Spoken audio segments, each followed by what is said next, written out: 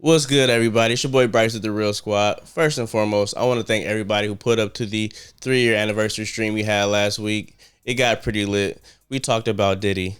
We had the world's hottest gummy bear. We played some games, and we had a Luther burger. It was lit. But I ain't trying to hold you too long, so without further ado, let's get into the review for The Wild Robot. This is directed by Chris Sanders with a star-studded cast. We have Lupita Nyong'o, Pedro Pascal, Catherine O'Hara, Mark Hamill, Vin Rames. The list goes on. It was pretty turned up in here. I didn't even know all those people were in it. I had to stay after the movie to catch all the voice actors in here.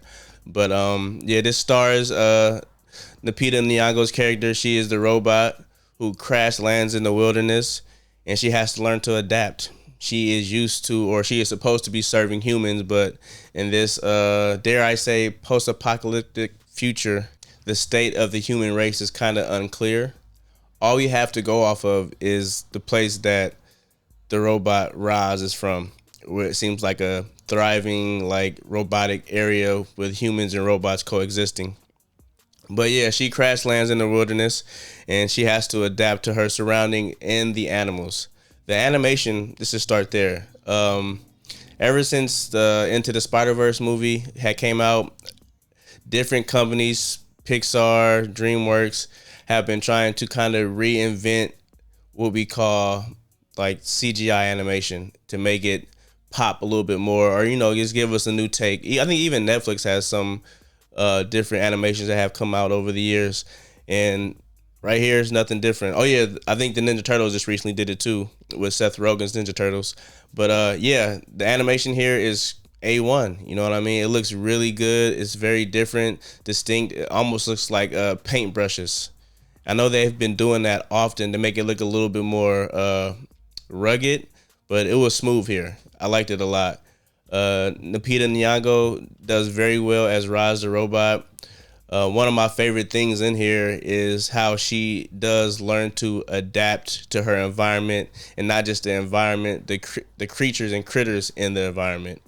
The way the movie is able to pull you in with you caring about the different creatures in the actual robot itself is pretty clever. They do some clever things, and how she learns how to talk and to communicate with the animals is pretty dope too.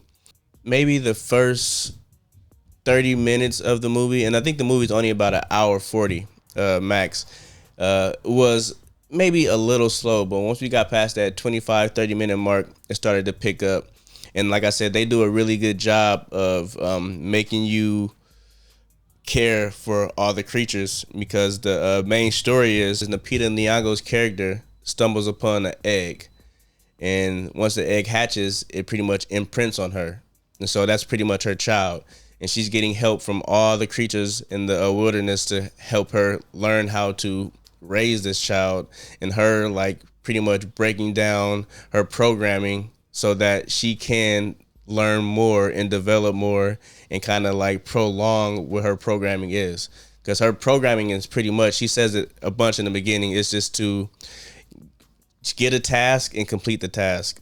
And it goes from that to becoming an actual mother in the movie, and that was probably the best part of the movie, the dynamic between her and Brightbill. And like the quote unquote father figure would be Fink the fox. All the voice actors in here did a fantastic job as far as making you believe the characters that they are, and the push and pull of predator and prey. That plays a huge part, because it was a little bit shocking to me how they were handling the violence in here in the beginning. I was like, oh damn, it's a kids movie, but they had some adult themes going on. But it did start to tone down towards the end of the movie, but at the beginning it kind of brought you in a little hot, because like I said, it's some adult themes in there. The middle of the movie, like I said, is where it picks up as far as the story goes, and the conflict and the resolution for the end, I felt like was handled very, very well. It was absolutely able to pull on the heartstrings, which I feel like most animated films, like coming from DreamWorks and Pixar, that's how they kind of get you. This is how they sell their movies, is by being emotional and getting you emotionally attached. Do I see this doing very well? Yes. It might be a word of mouth thing. I don't know how it will be the first week because I don't know about the promotion. I saw like a lot of posters before I saw any trailers. I don't know now. Maybe we'll see. This is Thursday, but fingers crossed. Because like I said, I enjoyed it. If I had to give it a rating, I would probably go with a real dope movie 7.9, close to the real deal. Because like I said, the animation was on point. All the voice actors on point. It was a little slow in the beginning, and it didn't keep you there for a long time. So I didn't have too many issues with it other than the beginning of the movie. And once that got past, like the first 25, 30 minutes, the pacing was perfect. But I definitely recommend you guys check out The Wild Robot. Lupita Nyong'o is doing fantastic right now in live action and in animation, and she did an excellent job as Roz the Robot. And I actually look forward to if they were to maybe possibly do a part 2. But, no spoilers here. We'll see what happens. But I appreciate everybody coming through. Like I said, thank you for everybody who pulled up last week to the live stream. If you didn't get a chance to check it out, make sure you go check that out. It's about 5 hours and 45 minutes, but I got timestamps in there to you just skip to different parts of the conversation. Got to make it easy for y'all.